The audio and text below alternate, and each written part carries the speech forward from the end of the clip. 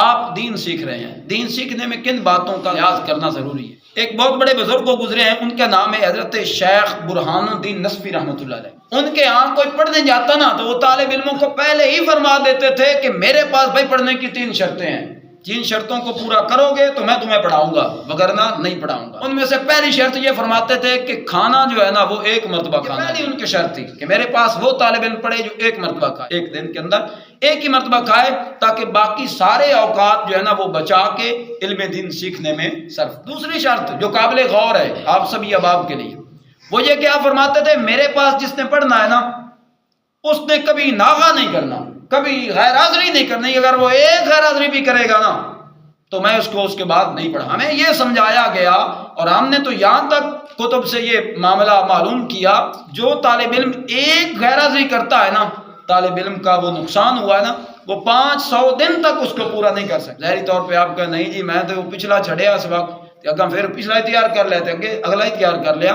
یہ ہمارے جو بزرگ ہوتے ہیں نا، یہ جو نوٹ بتاتے ہیں، جو خصوصیات بتاتے ہیں، اس میں کروڑاں حکمتیں ہوتی۔ ممکن ہے ایک بندہ ایک دن غیر حاضر ہے اور استاد صاحب کو ایسی بات سمجھا رہا ہے کہ جو پوری زندگی کے لیے رہنمائی کرتی ہے، اور اب وہ بیچارہ معروم رہ گیا، وہ ممکن ہے 500 دن تک بھی نہ سیکھ۔ تو اس لیے ضرورت ثمر کی ہے کہ کبھی ناغہ نہیں کرنا چاہیے، اپنی تعلیم کے ساتھ جڑے رہنا۔ تیسری چیز جس کا وہ حکم فرماتے تھے راستے کے اندر میں جاؤں نا تو میری تعظیم میں آپ نے مبالغہ نہیں کرنا۔ ٹھیک ہے سلام دینا ہے علیحدہ ہو جانا، مبالغہ نہیں کرنا۔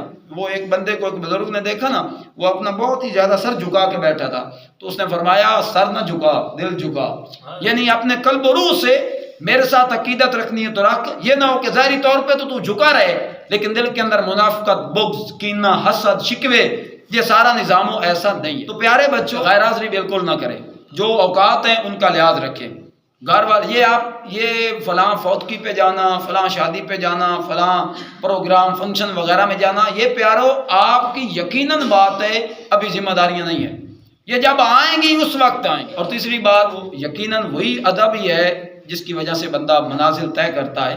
ادب کسی کا کریں تو قلب و روح سے کریں۔ آپ دل کے اندر کسی ایک عام بندہ مومن کا، کسی طالب علم کا بغض بھی نہ رکھیں، محبت رکھیں۔